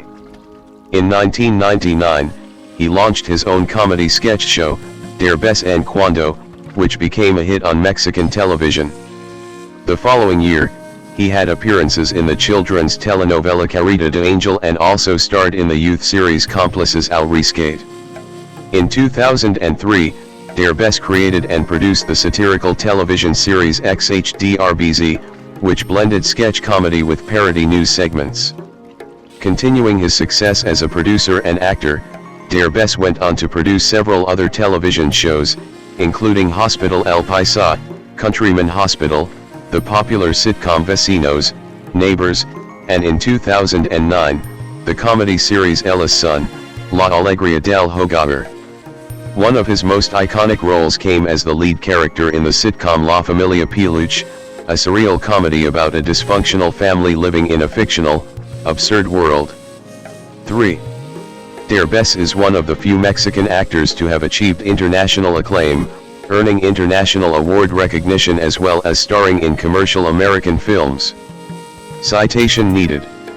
Derbez has appeared in a number of successful and critically acclaimed films including Sangre de mi Sangre, which won the Grand Jury Prize at Sundance in 2007, and his first non-comedy film, the indie smash hit La Misma Luna, released as Under the Same Moon in English, directed by Patricia Riggin, with Adrian Alonso and Kate Del Castillo. Citation needed. 2000s. In 2002, Derbez and Florinda Meza co-created a sitcom named XHDRBZ, which marked his debut as a producer. Also in 2002, Derbez co-created, co-directed, and starred in the family sitcom La Familia Peluche, which gained Derbez further recognition amongst the Mexican and Latin community. 2010s. In 2011, Derbez starred in Adam Sandler's Jack and Jill as Felipe, starring with Adam Sandler, Katie Holmes, and Al Pacino. He also starred in Girl in Progress, with Eva Mendes, also directed by Patricia Riggin. Eugenio also starred in the CBS sitcom Rob, and on Broadway in Latino Logs at the Helen Hayes Theater. Citation needed. Derbez starred in Sony's Miracles from Heaven, with Jennifer Garner, directed by Patricia Riggin, and he voiced the role of Rico in the animated feature Underdogs, directed by Juan J. Campanella. In 2013, Derbez starred in and directed Instructions Not Included for the most successful Spanish-language film in the US and worldwide, which broke numerous box office records, earning over $100 million. The Spanish-language comedy drama became a surprise $44 million hit in the US, and the third highest grossing film, $46 million, of the year in Mexico. Only Despicable Me and Iron Man sequels did better. 5. In 2016, Derbez wrapped production on the Lionsgate/Pantelion feature How to Be a Latin Lover, in which he starred with Salma Hayek, Rob Lowe, Kristen Bell, Raquel Welch, Rob Riggle, Linda Lavin, and Rob Hubel. It was written by Chris Spain and John Zack and directed by Ken Marino. The film, produced by Derbez and his producing partner Ben Odell, was released in the US on April 28, 2017 and May 5, 2017, in Mexico. Citation needed. 2020s. Derbez is a partner of 3PA Studios with producer Ben Odell. 6-7. In 2021, via 3PA Studios, he inked a first-look deal with Univision 8, and he and Odell were executive producers on behalf of 3PA Studios of the 2021 television series Acapulco, which stars Derbez. 7. He appeared in the Academy Award-winning Apple TV Plus film Coda, which won him, along with the rest of the cast, the Screen Actors Guild Award for Outstanding Performance by a Cast in a Motion Picture.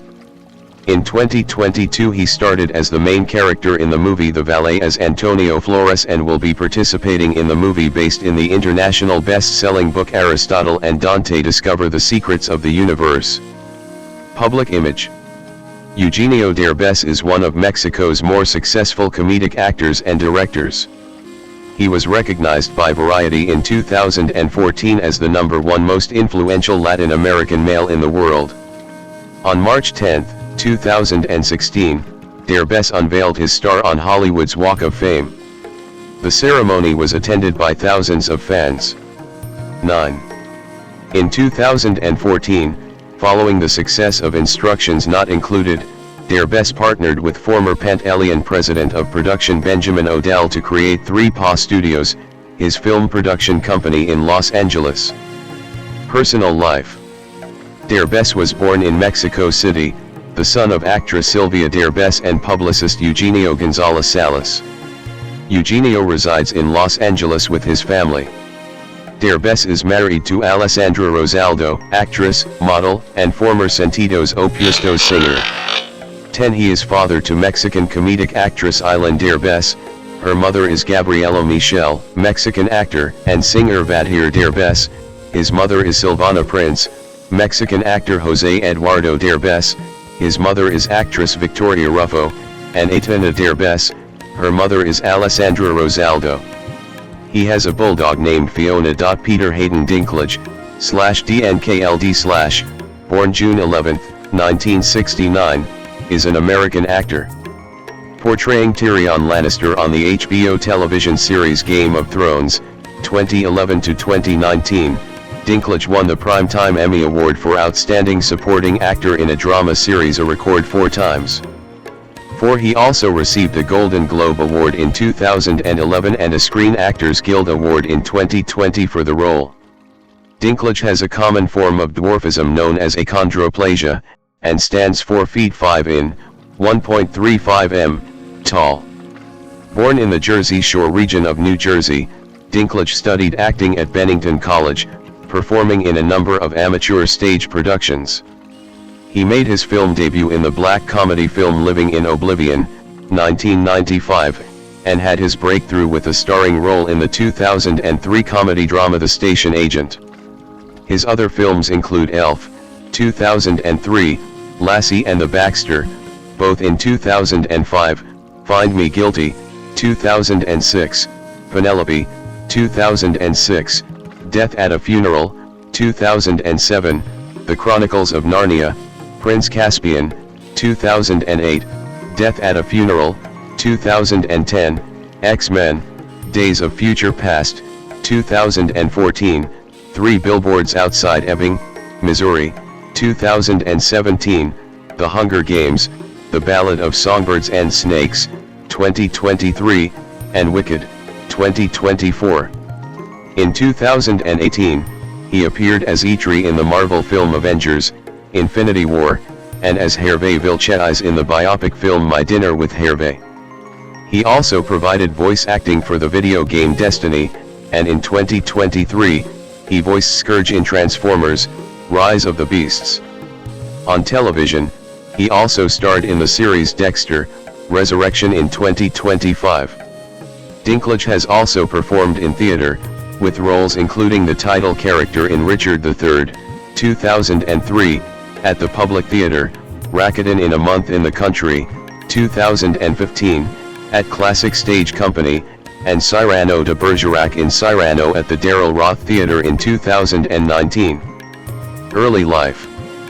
Peter Hayden Dinklage was born on June 11, 1969, in the Jersey Shore region of New Jersey to John Carl Dinklage, an insurance salesman, and Diane Dinklage, an elementary school music teacher, 5 of German and Irish descent. 6. He grew up in the historic Brookside section of Mendham Township, with his parents and older brother Jonathan.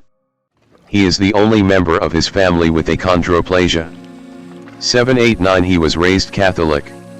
10. As a child, Dinklage and his brother performed puppet musicals for people in their neighborhood. He has described his brother Jonathan as the real performer of the family, saying that his brother's passion for the violin was the only thing that kept him from pursuing acting. 11. Jonathan graduated from the Mason Gross School of the Arts at Rutgers University, New Brunswick, and served as violinist and concert master for the musical Hamilton. 12. 13. Dinklage had his first theatrical success in a 5th-grade production of The Velveteen Rabbit. Playing the lead, he was delighted by the audience's response to the show. 14. He attended Del Barton School, a Catholic preparatory school for boys, where he developed his acting skills. 15. In 1984, he was inspired to pursue an acting career by a production of Sam Shepard's play True West. 12. He attended Bennington College, where he studied for a drama degree and appeared in numerous productions before graduating in 1991. 16. 15. He moved to New York City with his friend Ian Bell to build a theater company. Failing to pay the rent, they had to move out of their apartment. 12. He subsequently lived in New York for 20 years in Williamsburg and the West Village. 12. Then worked 6 years for a data processing company before again pursuing a full-time acting career. 17. Career. Early career, 1995 to 2002. Dinklage initially struggled to find acting work, partially because he refused to take the roles typically offered to actors with his condition, such as elves or leprechauns. 12. He had a credited film debut in the low-budget independent comedy drama Living in Oblivion, 1995, where he starred alongside Steve Buscemi. It tells the story of a director, crew, and cast filming a low-budget independent film in New York City.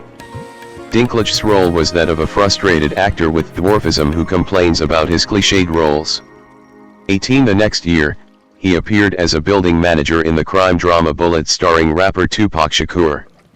19. Even after his well-received performance in Living in Oblivion, Dinklage could not find someone willing to be his agent. After a recommendation from Buscemi to director Alexander Rockwell, Dinklage was cast in the comedy 13 Moons, 2002. When later interviewed for a theater website, he was asked what his ideal role was, and he replied to play the romantic lead and get the girl. 12. Breakthrough, 2003 to 2010. Dinklage at the Toronto Film Festival in 2006, for the premiere of Penelope. Dinklage found his breakthrough playing Finbar McBride, who is a quiet, withdrawn, unmarried man in the 2003 Tom McCarthy-directed film The Station Agent.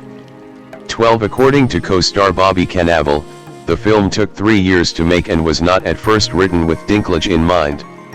Cannavale said McCarthy set out to tell a story about a guy who was a train enthusiast who had chosen to isolate himself from the world, but when McCarthy actually started putting pen to paper for the screenplay, he decided to write the role for Dinklage.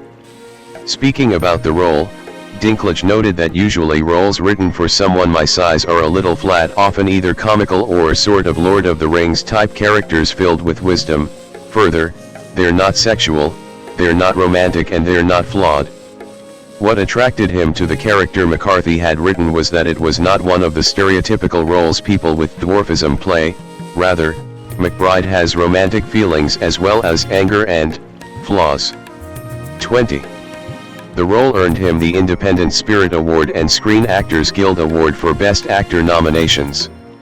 21-22 In the New York Observer, reviewer Andrew Saris wrote, Dinklage projects both size and intelligence in the fascinating reticence of his face. 23. Besides being Dinklage's highest-rated film on the review aggregator Rotten Tomatoes 24, The Station Agent was modestly successful at the box office, earning over $8 million against its small budget. 25-26. Dinklage later appeared in the direct-to-DVD film Tiptoes, 2003, with Gary Oldman and Matthew McConaughey. The film met with negative reviews, particularly Oldman's role as a person with dwarfism. 27-28 According to Dinklage, the original cut of the film was gorgeous, but the director was fired shortly after turning it in, and the film was recut into a rom-com with dwarfs. 12. Speaking on the Oldman controversy, Dinklage said, "There was some flack, why would you put Gary Oldman on his knees? That's almost like blackface. And I have my own opinions about political correctness, but I was just like, it's Gary Oldman. He can do whatever he wants, and I'm so happy to be here." 28. That year, Dinklage also starred in several off-Broadway productions, such as Richard III. 12-29 Dinklage appeared in the Christmas comedy film Elf as Miles Finch, an irritable children's author who beats up Buddy Hobbs, Will Ferrell, after he mistakes him for an elf. 30 In 2005, he starred in the short-lived CBS science fiction series Threshold and appeared as a wedding planner in the comedy film The Baxter. 31-32 He also made an appearance in the adventure comedy drama Lassie as a traveling circus performer. 33. In 2006, Dinklage co-starred with Vin Diesel in Find Me Guilty, a courtroom drama directed by Sidney Lumet. The film tells the true story of the longest mafia trial in American history. Dinklage played Ben Clandies, the lead defense attorney. 34 Critical reaction to the film was mostly positive, though it was a commercial failure. 35-36 Writing for Chicago Sun-Times, film critic Roger Ebert praised Dinklage's performance, saying that the character he plays stands apart as concise, articulate, and professional. 34. The same year, he portrayed the character Marlowe Sawyer in episodes of Nip/Tuck. 31 He played a fictionalized version of himself in an episode of the HBO series Entourage and appeared in NBC's 30 Rock as Stewart. 31-37 The same year, Dinklage appeared in the British romantic comedy Penelope playing Lemon, a tabloid reporter. 38 The film received mixed reviews from critics. 39. Dinklage appeared in the 2007 British comedy film Death at a Funeral, reprising the role in the 2010 American remake. 40-41-42 Later in 2007, he played the villainous Simon Bar Sinister in Underdog, which was poorly received, but had some commercial success. 43-44. Dinklage played Trumpkin in the 2008 film The Chronicles of Narnia, Prince Caspian. 45 The film was considered a box office disappointment compared to the first installment 46-47 with global revenues of $419.70 million. 48, and film critic Bill Gibran described Dinklage's role as a cutesy stereotype he has tried to avoid. 49. Later that year, he played the title role in Uncle Vanya, directed by his wife, Erica Schmidt, in Bard College's annual Bard Summerscape, the upstate New York summer stage on the Annandale-on-Hudson campus. 50 In 2010, he appeared in the Australian movie I Love You Too alongside Brendan Cowell and Peter Hellier. 51. Mainstream and critical success, 2011, present. Dinklage attending the 69th Annual Golden Globes Awards in 2012. Game of Thrones. Between 2011 and 2019, Dinklage portrayed Tyrion Lannister in HBO's fantasy drama Game of Thrones, an adaptation of author George R.R. Martin's A Song of Ice and Fire novels. 52 Game of Thrones takes place on the fictional continents of Westeros and Essos and chronicles the power struggles among noble families as they fight for control of the Iron Throne of the Seven Kingdoms. 53 Tyrion is a member of House Lannister, one of the wealthiest and most powerful families in Westeros, and uses his status as a Lannister to mitigate the impact of the marginalization and derision he has received all of his life. 54. In May 2009, he was the first actor to be cast. 55 Showrunners David Benioff and D.B. Weiss noted that Dinklage, whom they described as funny, smart, and witty, was their first choice for the role, as the actor's core of humanity, covered by a shell of sardonic dry wit, is pretty well in keeping with the character. 12. Unfamiliar with the source material, Dinklage was cautious in his first meeting with the producers. As a dwarf, he wouldn't play elves or leprechauns and was choosy about genre roles. Benioff and Weiss told Dinklage that the character was a different kind of fantasy little person, or in the actor's words, no beard, no pointy shoes, a romantic, real human being. 12. Dinklage signed on to play Tyrion before the meeting was half over, in part because, he said, they told me how popular he was. 12. Martin said of Dinklage's casting, if he hadn't accepted the part, oh, boy, I don't know what we would have done. 56. The series proved to be a commercial success. It was renewed for multiple seasons and concluded with its 8th season in May 2019. 57. Dinklage received widespread critical praise for his performance. Matthew Gilbert from the Boston Globe said that Dinklage gives a winning performance that is charming, morally ambiguous, and self-aware. 58. Dan Kois of the New York Times noted that Dinklage's performance has made the character all the more popular. 12. The Los Angeles Times wrote, in many ways, Game of Thrones belongs to Dinklage. 59. HuffPost called Tyrion the most quotable character and one of the most beloved characters of the series. 60.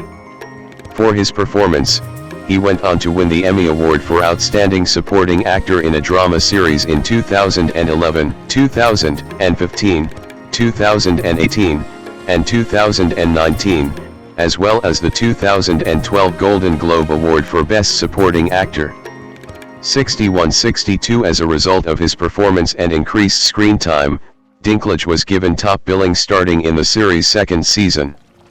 63 In 2014, he said on The Late Show with David Letterman that he had once tried to read the books the show is based upon, but had found them confusing.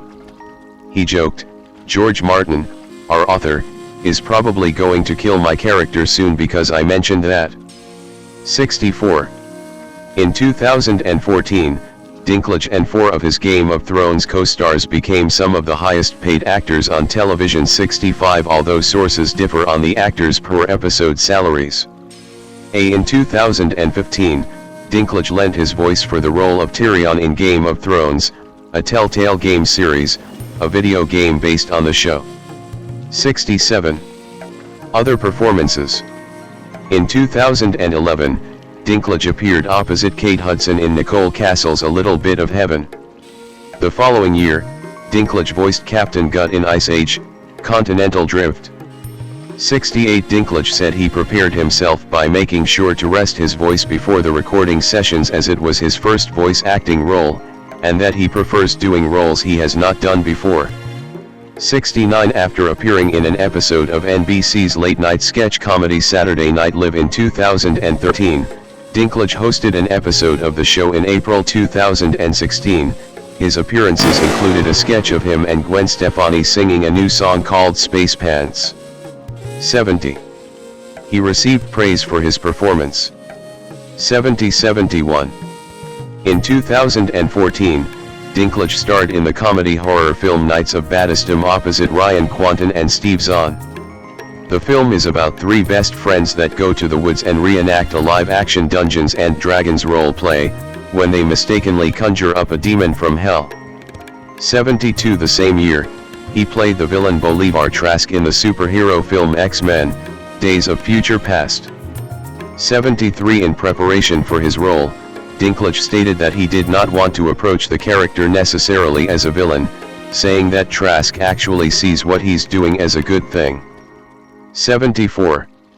He also voiced the AI ghost in the 2014 video game Destiny 75 but was replaced by Nolan North in August 2015.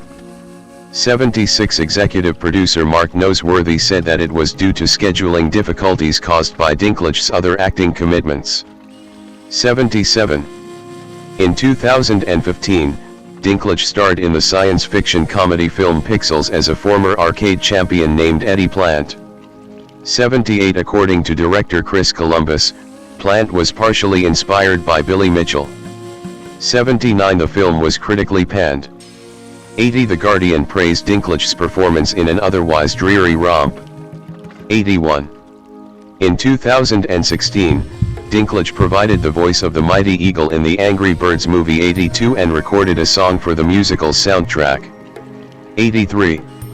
His next release, the independent film Remori, 2017, failed to impress reviewers, but his role of Sam Bloom was praised. 84 Freelance film critic Yasmin Kleinbart stated that Dinklage deserves better than this film, and John DeFore in The Hollywood Reporter said that he delivers a soulful lead performance that will attract fans' attention. 85-86.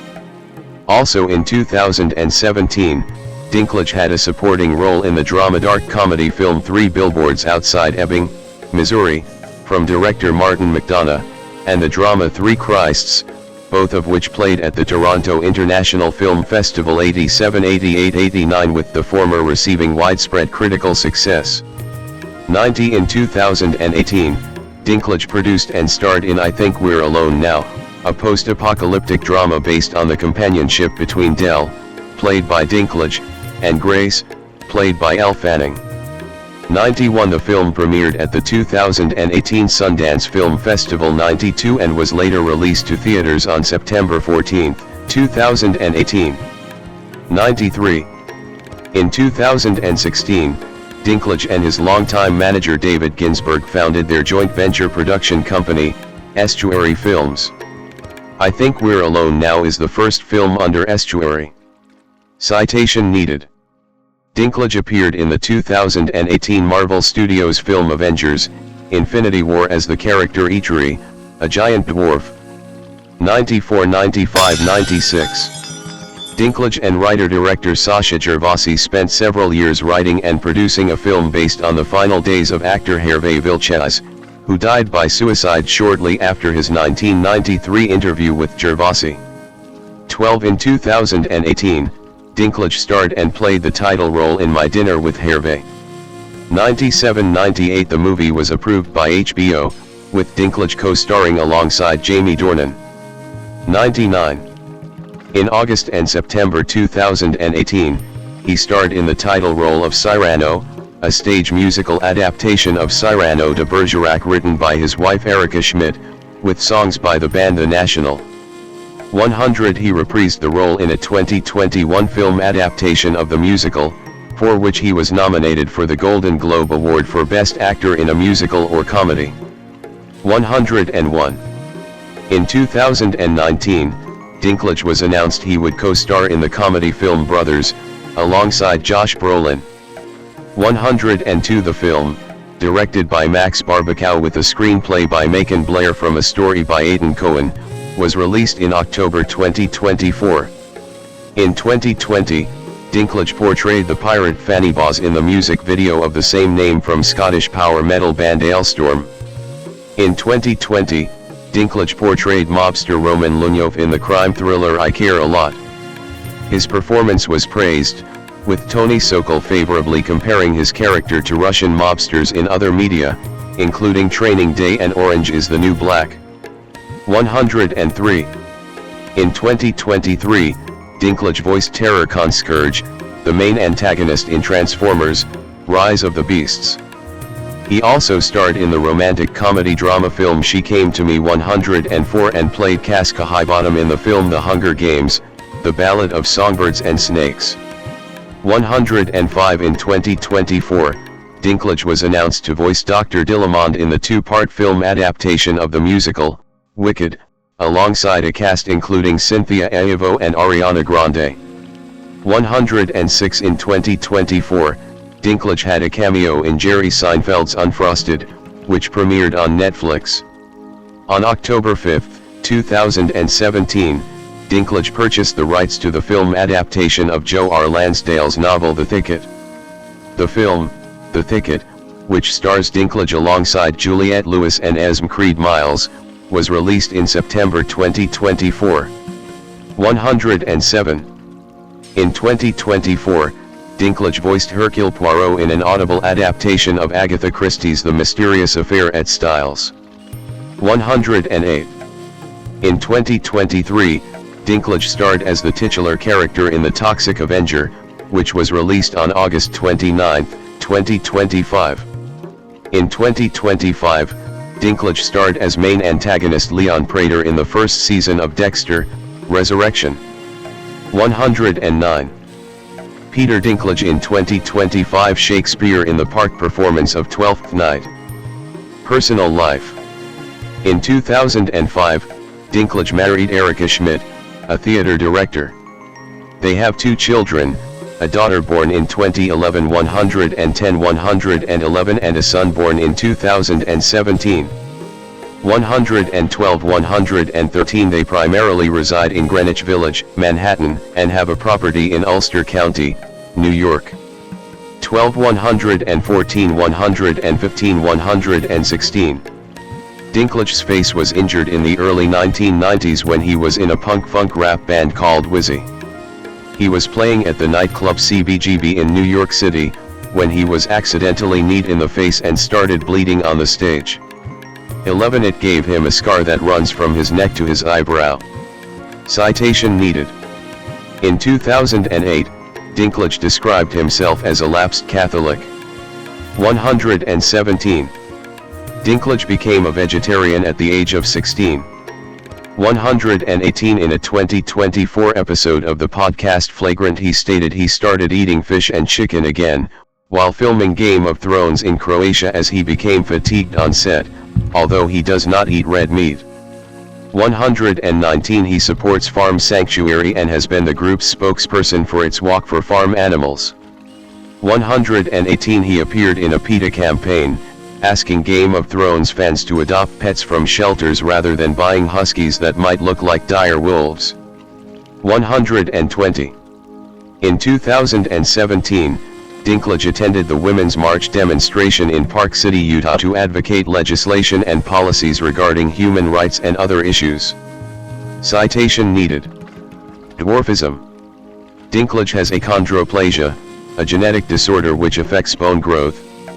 As a result, he is 4 feet 5 inches, 1.35 m, tall, with an average-sized head and torso but shorter than average limbs. 2-3 He has come to accept his condition, but sometimes found it challenging when growing up. 7 In 2003, he said that when he was younger he was often angry and bitter, but that as he got older, he realized he just has to have a sense of humor to know that it's not your problem. It's theirs. 29. When asked in 2012 whether he saw himself as a spokesman for the rights of little people, Dinklage said, "I don't know what I would say. Everyone's different. Every person my size has a different life, a different history, different ways of dealing with it. Just because I'm seemingly okay with it, I can't preach how to be okay with it." 12. He has nonetheless been viewed as a role model for people sharing his condition. 121 122. At the 2012 Golden Globe ceremony, when Dinklage won the award for Best Supporting Actor, Series, Miniseries, or Television Film, he told the audience that he had been thinking about a gentleman, his name is Martin Henderson, and suggested that they Google his name.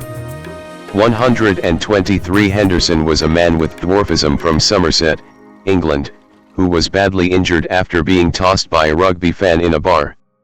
Dinklage's words brought media and public attention to the act of dwarf tossing, with Henderson's name being trended worldwide on social media. Henderson eventually died of his injuries in 2016, 5 years after the incident. 125 Dinklage turned down offers from talk shows to discuss the topic. He later explained that 20 years earlier he might have accepted the offers, but that he was a little bit more at peace with things now, and I said what I wanted to say. I have a friend who says the world doesn't need another angry dwarf. 123. In January 2022, Dinklage appeared on an episode of the WTF with Marc Maron podcast, where he criticized Disney's portrayal of the Seven Dwarfs in the then-upcoming live-action remake of the 1937 animated film Snow White and the Seven Dwarfs. He said that although Disney tried to be progressive by casting a Latina actress as Snow White, they had retained the damaging stereotype of the Seven Dwarfs. 127 Disney responded, "We are taking a different approach with these 7 characters and have been consulting with members of the dwarfism community. We look forward to sharing more as the film heads into production after a lengthy development period." 128 Fellow dwarf actor and professional wrestler Hornswoggle criticized Dinklage for his comments, claiming he was trying to reduce the number of roles available for dwarf actors. 129. Works and accolades. Main articles, Peter Dinklage on screen and stage and awards and nominations. According to the review aggregator site Rotten Tomatoes, Dinklage's most critically acclaimed films are Living in Oblivion, 1995, The Station Agent, 2003, Lassie, 2005, X-Men, Days of Future Past, 2014, and 3 Billboards Outside Ebbing, Missouri, 2017. Dinklage won a Golden Globe Award and a Screen Actors Guild Award for his performance in Game of Thrones. 62 He has also won 4 Primetime Emmy Awards, Outstanding Supporting Actor in a Drama Series for the same role. 61 He is also the only member of the cast to receive a Primetime Emmy. Dinklage has been nominated for the Screen Actors Guild Award for Outstanding Performance by a Male Actor each year from 2014 to 2017. 130 131 132 133 He has also been nominated for Critics' Choice Television Award for Best Supporting Actor 3 times, in 2012, 2016 and 2017. 134 135 As of 2024, Dinklage has won 32 awards from 76 nominations. He has been nominated for 9 Primetime Emmy Awards and 16 Screen Actors Guild Awards, winning 4 Primetime Emmy Awards, 2 Screen Actors Guild Awards and a Golden Globe Award. The Angry Birds Movie 2 is a 2019 animated comedy film based on the Angry Birds video game series. The sequel to the Angry Birds movie, 2016, it was directed by Thurop and Orman, and written by Peter Ackerman, Eyal Padel, and Jonathan E. Stewart. Jason Sudeikis, Josh Gad, Bill Hader, Danny McBride, and Peter Dinklage reprised their voice roles from the first film, with newcomers Leslie Jones, Rachel Bloom, Awkwafina, Sterling K. Brown, and Eugenio Derbez joining the ensemble voice cast. In the film, the birds are forced to team up with the pigs to stop Eagle Island's leader from destroying both of their islands. Heitor Pereira returned to compose the film's score, with artists such as Kesha and Luke Combs contributing tracks for the film. It also features classical pop songs from the 1960s to 2000s, as in the first film. The Angry Birds Movie 2 was theatrically released in Finland on August 7, 2019, by SF Studios, and in the United States on August 14, by Sony Pictures Releasing. The film received generally positive reviews from critics and grossed $152.8 million on a $65 million budget. A further sequel, The Angry Birds Movie 3, is due to be released on December 23, 2026.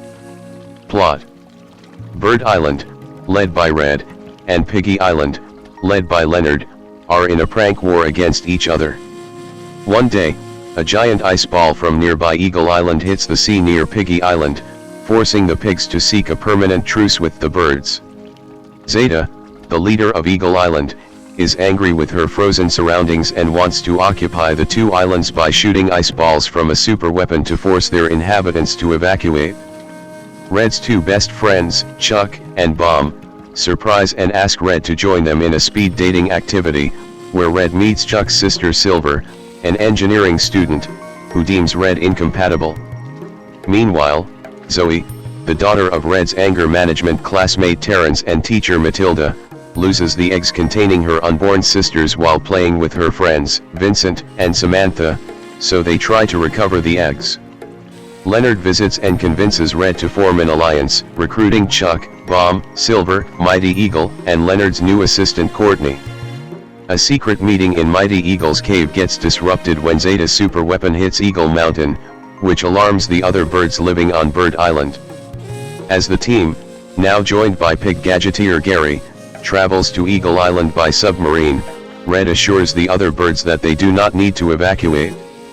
Once there, Mighty Eagle confesses that Zeta was once his fiancée, but he abandoned her due to cowardice before he flies away. Red insists on fighting alone, but Silver decides to follow him instead.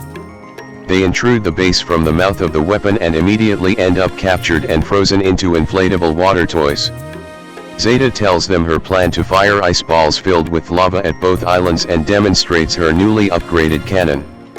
Red, regretting telling the birds not to evacuate, admits his wish to be liked by everyone to Silver, who comforts him and frees them both. Meanwhile, the other team members disguise themselves as an eagle and grab a keycard to get into the base, reuniting with Red and Silver, the latter of whom establishes a plan to destroy the cannon as it begins to load up ammunition for an attack on both islands. Red and Silver put themselves inside an ice ball to try and crush the cannon. The plan fails and Zeta tries to fire her weapon. Mighty Eagle makes a desperate attempt to stop Zeta by apologizing for abandoning her. Zeta brushes him off, revealing his real name is Ethan and that her assistant Debbie is their daughter. While Zeta is distracted, Chuck ties up the weapon using Silver's new invention, a very strong string called Super String, which catches and decelerates the lava balls after Zeta fires them. As the string breaks, the hatchlings, who finally recovered their eggs, pass by Eagle Island and help grasp the string. The lava balls slide back into the cannon, destroying it and the base. Everyone escapes, and Mighty Eagle protects Debbie from being crushed by a metal plate, redeeming himself to Zeta. Mighty Eagle and Zeta get married on Bird Island, and the rest of the birds, pigs, and eagles celebrate. Afterwards, Red credits Silver and the entire team for saving the islands, and as a result, finds himself even more beloved for his honesty and selflessness. Red and Silver start a relationship, much to Chuck's chagrin. Meanwhile, the hatchlings discover they have accidentally recovered the eggs of a boa constrictor they had beaten up rather than Zoe's sisters.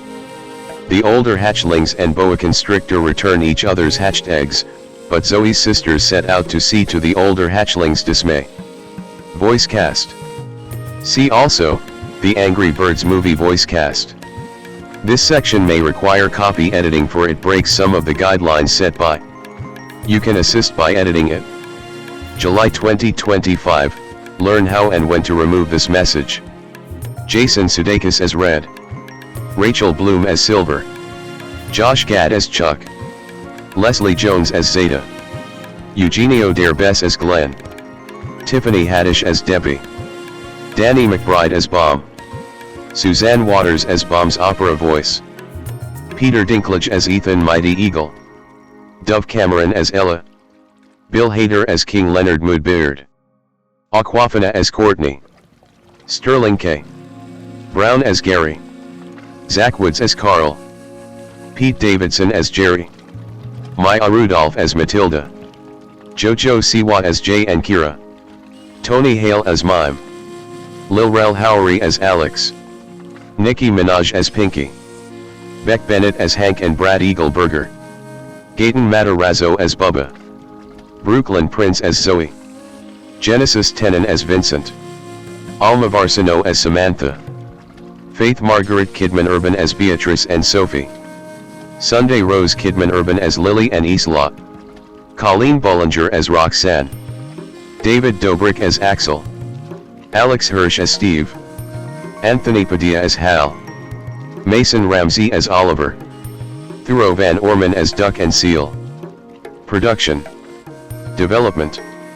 A sequel to the Angry Birds movie was announced in August 2016. 5. It was directed by The Marvelous Misadventures of Flapjack and Home Adventures with Tip and O creator Thurop and Orman, co-directed by John Rice, and written by Peter Ackerman. John Cohen returned from the Angry Birds movie to serve as producer, with animation again handled by Sony Pictures Imageworks.